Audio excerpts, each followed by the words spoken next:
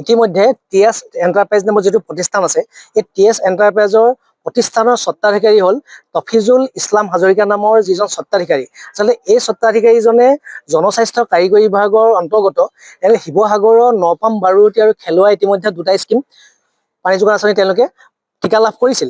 আৰু দ্বিতীয়টা হ'ল সোণাৰীতো তেওঁলোকে 3টা লাভ কৰিছিল। সৰ্বমুঠ তেওঁলোকে 5টা তেওঁলোকে আবণ্টন পাইছিল।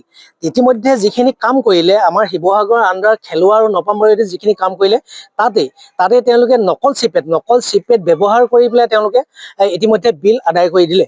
আচলতে গোটেই কথাটো হ'ল যে নকল চিপেট ব্যৱহাৰ আচলতে কৰাটো এটা দণ্ডনীয়, যিহেতু নকল টকা বনোৱা যিটো ধাৰা লাগিব লাগে সেই একেই ধাৰা এই নকল চিপেট যিসকলে ব্যৱহাৰ কৰে তেওঁলোকৰ ওপৰতো একে ধাৰা লাগিব লাগে।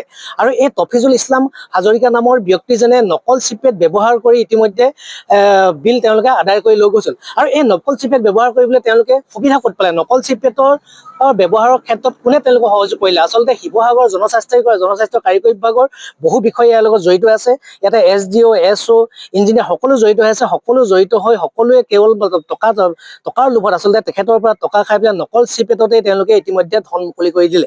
গতিকে আজি আমি শিৱসাগৰ আৰু সদৰ থানাত আমি এজাহাৰ দিছোঁ, যি হ'ল টিএছ এণ্টাৰপ্ৰাইজৰ স্বত্বাধিকাৰী তফিজুল ইছলাম হাজৰিকাই যিহেতু নকল চিপেট ব্যৱহাৰ কৰিছিলে আৰু লগতে ইয়াৰ লগত নকল চিপেট ব্যৱহাৰৰ ক্ষেত্ৰত কোন জড়িত হৈ আছে, শিৱসাগৰ জনস্বাস্থ্য কাৰিকৰী বিভাগৰ কোন বিষয়ে জড়িত আছে সম্পূৰ্ণ তদন্তৰ দাবীত আমি আজি এজাহাৰ প্ৰদান কৰিছোঁ।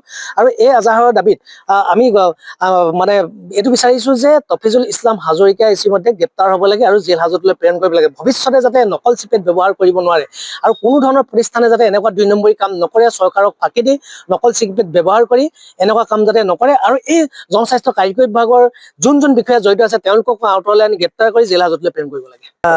ইতিমধ্যে শিৱসাগৰ খেলুৱা আৰু নপাম বাৰুৱতী যিকেইটা জনস্বাস্থ্য কাৰিকৰী বিভাগ ইতিমধ্যে তফিজুল ইছলাম হাজৰিকা নামৰ ব্যক্তিজনে আবণ্টন পাইছিল। আৰু এই আবণ্টনৰ ক্ষেত্ৰত যি বনাইছিলে একেবাৰে নিম্ন মানদণ্ডৰ কাম কৰিছে। যিহেতু তেওঁলোকে ভুৱা চিপেট ব্যৱহাৰ কৰিছে, আচলতে গোটেই তাত যিবোৰ সামগ্ৰী ইতিমধ্যে তেওঁলোকে তাত লগালে গোটেই সামগ্ৰীবিলাক 2 নম্বৰী। অন্যথা কিন্তু তেওঁলোকে ভুৱা চিপেট ব্যৱহাৰ কৰিব নালাগিছিল।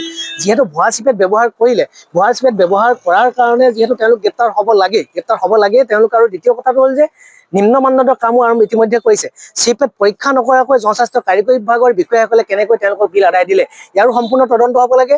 আৰু ঠিকাদাৰজনক গ্ৰেপ্তাৰ কৰি জেল হাজতলৈ প্ৰেৰণ কৰিব লাগে। আৰু যিটো প্ৰতিষ্ঠান আছে টিএছ এণ্টাৰপ্ৰাইজ নামৰ যিটো প্ৰতিষ্ঠান আছে সেইটো ব্লেকলিষ্টেড কৰিব লাগে। যিকোনো খবৰৰ বাবে যোগাযোগ কৰক 7099017330 লগতে 7099017110 নম্বৰত।